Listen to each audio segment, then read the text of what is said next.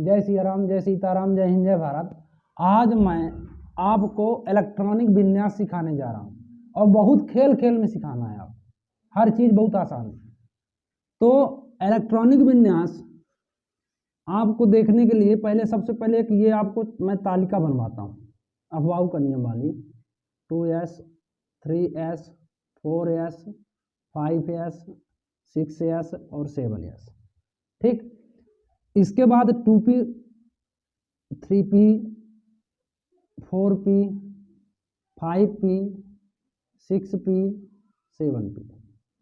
फिर इसके बाद SPD आएगा तो 3D 3D 4D 5D 6D 7D। इसके बाद F आएगा 4F 5F 6F और 7F। मतलब कुल मिला के आपको एक एक कम करते जाना है। पहले S में 7 लिख लेना है, फिर 6 डब्बा लिखना है, फिर 5 डब्बा लिखना है, फिर 4 डब्बा मतलब 4 F वाले में 4 लिखना है। इतना आप कर सकते हो। फिर इसके बाद देखिए ऐसा एरो बना के काटते जाना है, इनको सीधा काटना है, इसे जबरदस्ती जोड़ना नहीं है।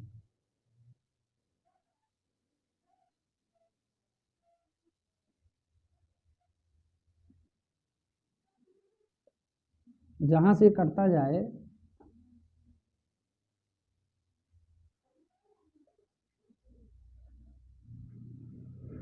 लास्ट में 7F है।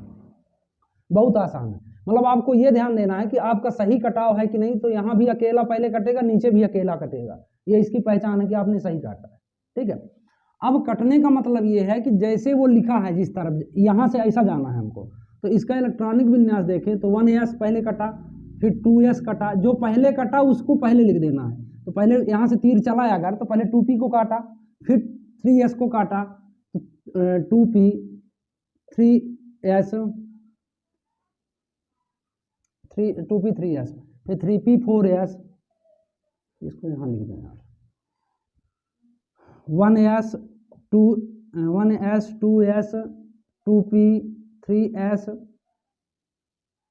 3p 4s 3d 4p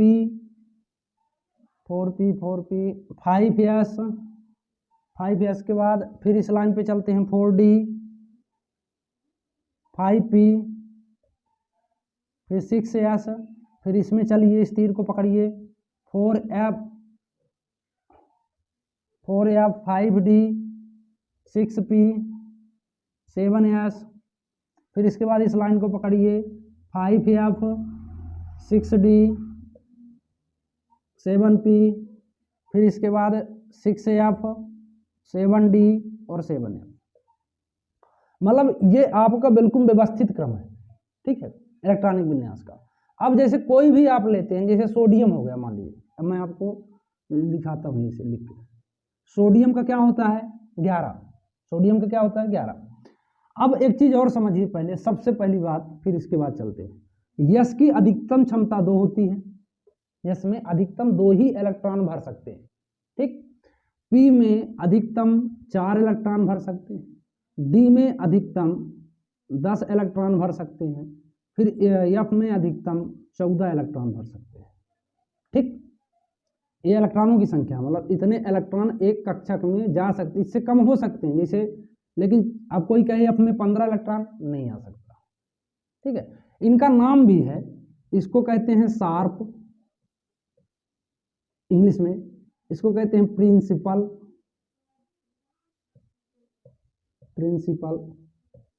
इसको कहते हैं डिफ्यूज्ड, इसको बोलते हैं फंडामेंटल एफ से। अब तो हालांकि ये नाम मतलब मैं आपकी जानकारी के लिए लिखवा दिया हूं कि शार्प, प्रिंसिपल, डिफ्यूज्ड और फंडामेंटल। सोडियम 11 है। अब चलते हैं भरते हैं। तो भाई यस का अधिकतम इलेक्ट्रॉन 2 है तो 2 ही इलेक्ट्रॉन भरेंगे। फिर 2s आया, यहां से उठाते चले जाना है ऐसा। फिर 2p, तो इसमें अधिकतम 6 इलेक्ट्रॉन भरेंगे। अब इनको गिनते भी जाना है आप, 2 4 हुआ और 4 और 6 10 हुआ। इसके पास 11 इलेक्ट्रॉन टोटल भरना है हमको सोडियम में। तो कितने इलेक्ट्रॉन बचे 1, तो 3s1 3s1, ठीक है। अब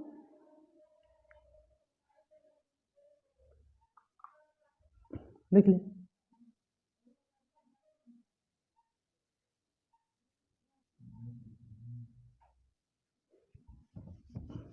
अब आगे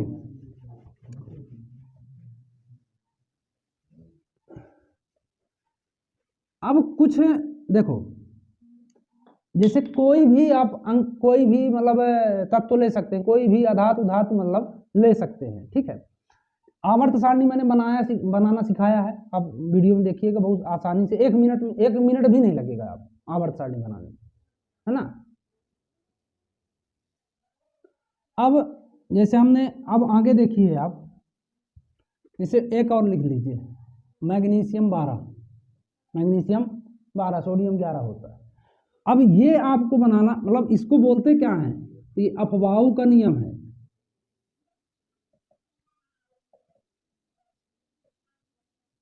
ये सब जो मैंने चार्ट बनाया, ये तीर वाला, ये अफबाऊ ने बताया था, है ना।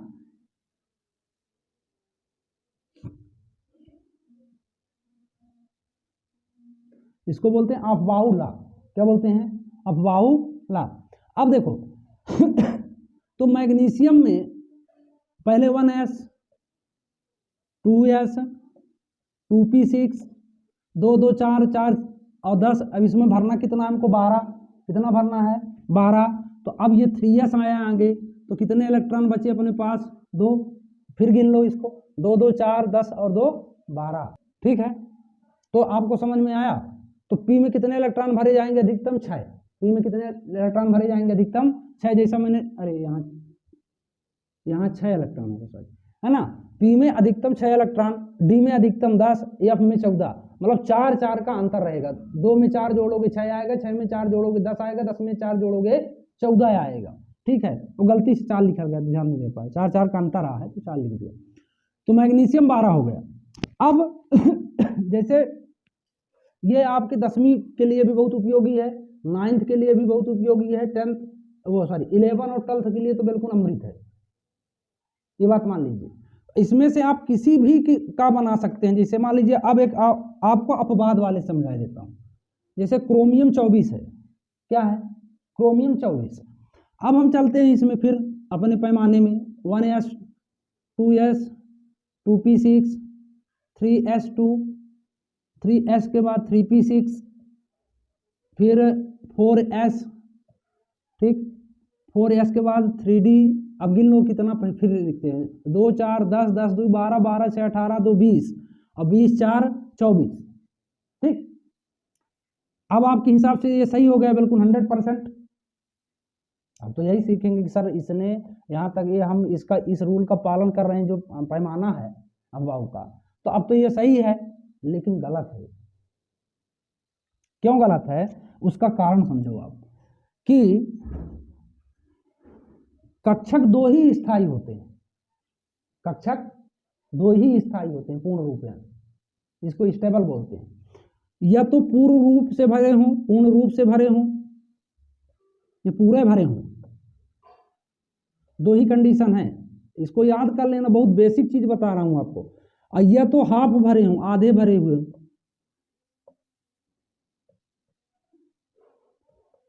है ना, ये कंडीशन है स्थायी होने की,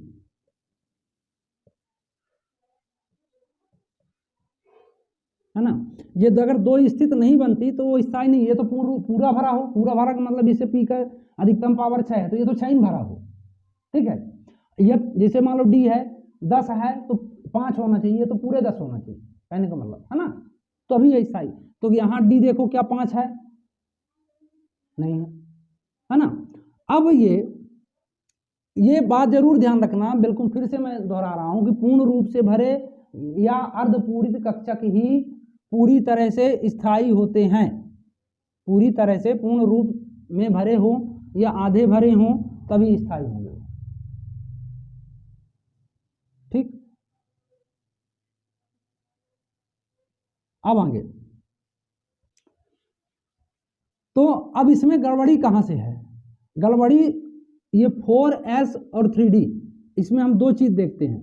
आप ये हमेशा याद रखना मेरी बात को।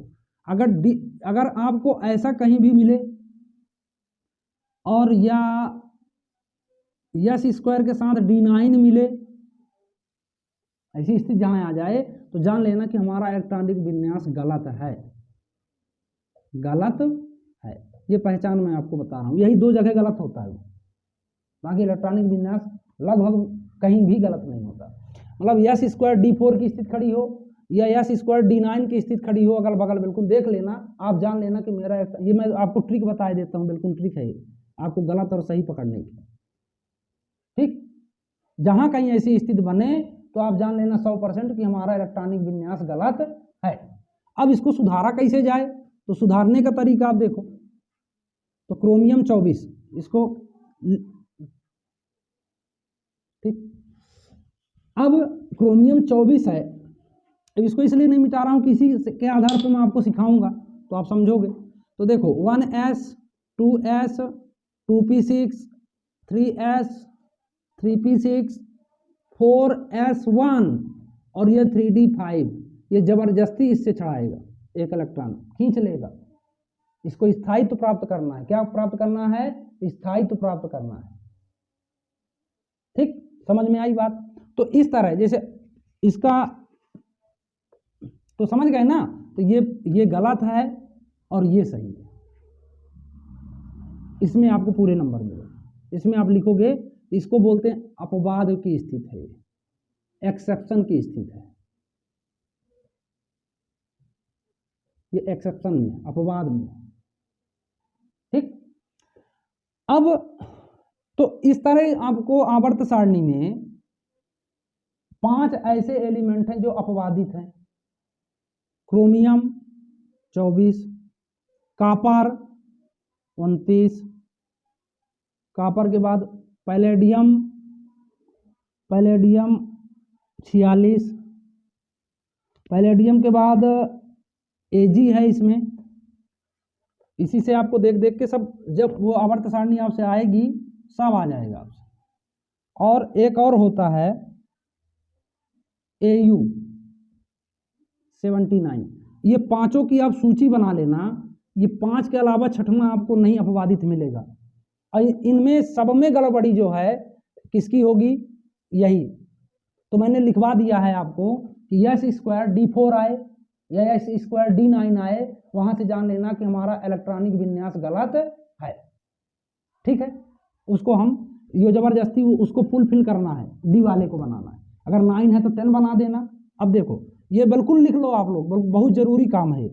आप अपवादित वाले ये 5 हैं, इनको आप लिखो। अब आगे चलते हैं। जैसे मान लीजिए हम कॉपर का लिखते हैं Cu29, तो 1s2 2s2 2p6 और 3s2 3p6 4s2। अब देखो पहले से बात समझते हैं, समझाया नहीं। 1s 2s 2p 3s 3p 4s। अब आया 3d, अब गिन लो 2 4 10 2 4 6 10 12 12 6 18 2 20 हो गए। अब इसमें 9 चाहिए। ठीक, तो बनी ना स्थिति, मैंने जो लिखवाया S स्क्वायर D9 आया ना, ये आपको पहचान मैंने पहले बता दिया कि इस तरह की स्थिति आ जाए तो गलत, इस तरह की स्थिति आ जाए तो गलत। तो गलत इसको सही कैसे करेंगे? तो copper 29 1s 2s2 2p6 3s2 3p6 4s1, क्योंकि ये 10 बनेगा, क्या करेगा? ये बनेगा। ये भी हाफ हो गया तो आधा, ये भी स्थायी है, ये भी 2 का आधा 1, आधे भरे हुए कक्षक स्थायी होते हैं। और इसका भी काम चल गया, ये 10 हो गया तो ये पूरा भर गया। समझ आए बात को? अब इसी तरह एक और बता देता हूं, इसके बाद आप लोग खुद लगाएंगे, समझ जाएंगे। ये 46 है, तो 1s2 2s2 2p6 3s2 3p6 4s2 3d10। अब 3d10 के बाद 4p6 5s2 36 38 38